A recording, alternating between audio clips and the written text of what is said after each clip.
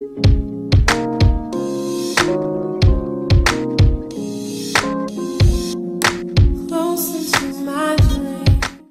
y'all, welcome back to the channel. I'm keviahwatrice. If you're new, make sure you hit the subscribe button. I would love to have you here on my channel. So y'all, I'm so excited about today's video, and please get in the comments if you have thoughts, if you never thought about this before, if you have, if you peeped this already, because I need to get this out. So today we're talking about a couple things. I think it's just 2 or 3, might just be 2, so this may not be a long video. But 2 to 3 things that I peeped in the book of Ruth. Now, in my opinion, when I hear people talk about the book of Ruth, it's this beautiful love story between her and Boaz. Everybody is all like, where's my Boaz? You know, like, it's just that love story that the Christian culture, Christian girlies, you know, look forward to, right?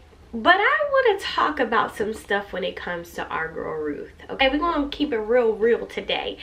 So to give you some background, there was a period of time last year where I read the book of Ruth 3 times a week. I read it 3 times a week for like 2 or 3 months straight. And every single time something new popped out to me.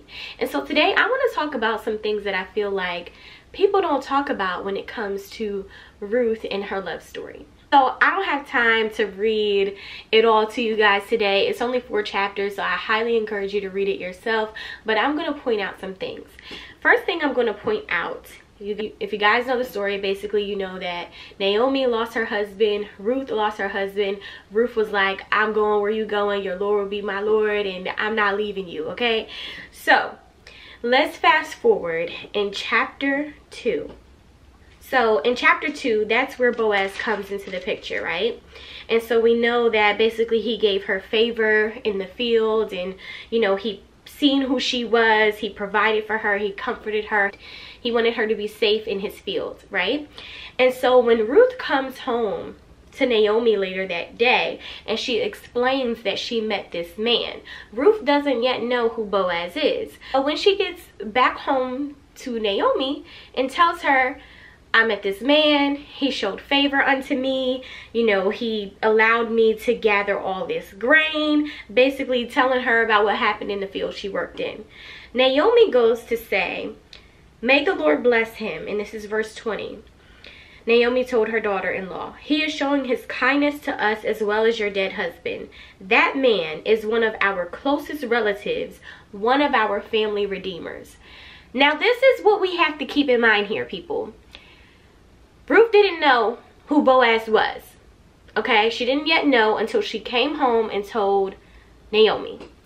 Now, my Bible gives this breakdown, okay? Y'all listening? My Bible gives this breakdown about a family redeemer, okay? It says, as widows, Ruth and Naomi could only look forward to difficult times. But when Naomi heard the news about Boaz, her hope for the future was renewed. Typical of her character, she thought first of Ruth, encouraging her to see if Boaz would take the responsibility of being the family redeemer. Now listen to this part, okay? A family redeemer was a relative who volunteered to take responsibility for the extended family. When a woman's husband died, the law provided that she could marry a brother of her dead husband, but Naomi had no more sons. In such a case, the nearest relative to the deceased husband could become a family redeemer and marry the widow. The nearest relative did not have to marry the widow. If he chose not to, the next nearest relative could take his place. If no one chose to help the widow, she would probably live in poverty the rest of her life, because in Israelite culture, the inheritance was passed on to the son or nearest male relative, not to the wife. Now, I need y'all to understand this, okay? At that time, this is how stuff worked. So they needed a family redeemer. Basically, if Ruth and Naomi had any chance of coming out of poverty and, you know, having someone to take care of them. And so they needed a family redeemer. Naomi tells her that this is one of our closest relatives, one of our family redeemers. Ruth at first did not know that she was in the presence of a family redeemer. So now we have Ruth, widow. We have Boaz, family redeemer. Okay, are y'all following me? I hope you're following me. I hope I'm making this very clear. And the fact that she did not know, but now she knows. Now she knows, after she's been in his field, that this man is a family redeemer. And basically, like in this case, she needs a family redeemer in order for her to no longer be a widow. Okay, so let's continue. Still in chapter 2, Ruth goes on to say, Boaz even told me to come back and stay with his harvesters until the harvest is completed. So Naomi is like, good, do as he says, stay with his girls, and you know, you'll be safe there. So chapter 2 verse 23 says, so Ruth worked alongside the woman in Boaz's field and gathered grain with them until the end of the barley harvest. Then she continued working with them through the wheat harvest in the early summer, and all the while she lived with her mother-in-law. I had to stop there because I was like, well, how long was that? Like, how long of this period of time was she working and staying with her mother-in-law? And so what I found, and please, if someone is a Bible scholar, let me say that I'm not a scholar. I read the word, I ask the Lord for revelation, but I'm not completely all-knowing. So if anyone is more educated than me and you find that I'm wrong, sis, please, please, please correct me. In my research, I found that this would have been 3 to 4 months. And I said, well, hold up, wait a minute, because in all seriousness, y'all, though, but that's all it tells us. It just says she worked during this end of the barley harvest into the wheat harvest in the early summer. So in my research, again, I found that that's about 3 to 4 months. But I had to put a pause there because I'm like, wait, so she went 3 to 4 months with no contact with this man after she just found out that he's a family redeemer and she needs a family redeemer? And he treated her right, and he protected her, and he provided for her. Like, I know the girlies during my age and era would have been going crazy, like having a man who's doing what a man is supposed to do, but then I gotta go back and work in his fields. Like, it doesn't say that they seen each other again. It doesn't say that they had any type of conversation or run-in during this time where she was working. So are you telling me that she went 3 to 4 months with no contact after she knew he was a family redeemer? Like, I just need to know what was happening during that time. Like, where was her mind? Because I would have been thinking about this man all day long.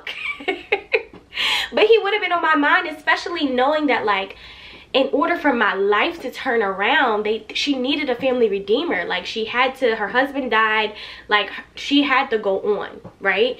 And so, y'all, that right there, I ain't gonna hold y'all, that got me. I said, wait a second. What happened in this 3 to 4 months? The Bible, all you telling me is that she worked. All you telling me is that she worked and she lived with her mother-in-law. What about Boaz? Where was he at? Did she see him? Did they talk? Like, was Ruth anxious in her waiting? Was she anxious during this time she was working? Was she thinking about, like, is she going to see him again? If he's going to choose, because the Bible in the breakdown says that he did not have to marry her. He did not have to take the widow. So I can't help but wonder if Ruth might have been a little anxious in her waiting. And let me tell you why I think she was. Turn the page, okay? So in chapter 3, we find that basically Naomi is now like, listen, it's time for us to find you a permanent home so that you can be provided for, okay, period. And she mentioned Boaz. She said, Boaz is a close relative of ours. He's been very kind by keeping you safe and letting you gather grain. And basically from there, Naomi instructs her to, you know, go to the threshing floor. You guys take time to read it in chapter 3, and gives her very detailed instructions on what to do and where to find Boaz. So I want to talk about this part. After Ruth completes the assignment that Naomi tells her to do, we find in chapter 3 verse 16, when Ruth went back to her mother-in-law, Naomi asked, what happened, my daughter? Ruth told Naomi everything Boaz had done for her, and she added, he gave me these 6 scoops of barley and said, don't go back to your mother-in-law empty-handed. Then Naomi said to her, just be patient, my daughter, until we hear what happens. The man won't rest until he has settled things today. I don't know about y'all, but in my head, you don't tell anyone to be patient just to tell them that. You tell someone to be patient when they are impatient, when they seem a little antsy, when they seem worried, when they seem concerned, when they seem anxious, if I haven't already said that. And so in my mind, as I'm reading this, I said, Ruth was anxious. Ruth was anxious, because why would she tell her to be patient? There would have been no need for that if Ruth came and, you know, was, I don't even know, at peace. You know what I'm saying? Like, there would have been no need for Naomi to say, just be patient, my daughter, until we hear what happens, if Ruth was patient. So to me, it gives off that maybe Ruth's demeanor was a little worried. Maybe she was concerned if Boaz was going to go through, if things were going to work out, because there was another relative that came before Boaz that could have took Ruth. So Boaz basically was like, you know, he got to handle some business first to make sure that this can happen.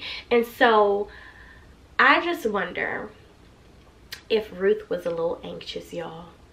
And I feel like these are things that no one really talks about when it comes to her story, or at least I haven't heard anyone talk about when it comes to the book of Ruth. We always hear it as this beautiful love story, and I think indeed it is.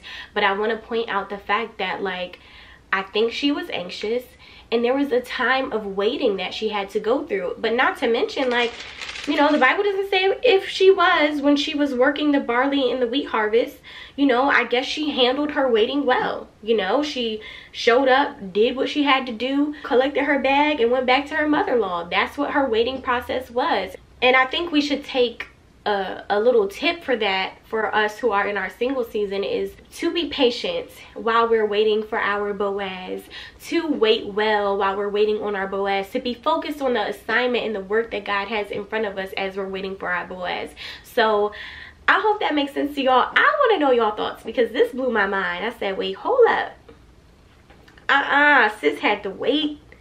And I think sis was a little impatient. So I hope that blesses you guys. Let me know in the comments your thoughts. If you ever seen this pointed out, if you read it, if you got this takeaway, if you didn't, what are your thoughts? I really would love to know your thoughts in the comments. I hope you guys enjoyed this video, and I'll see you in the next one.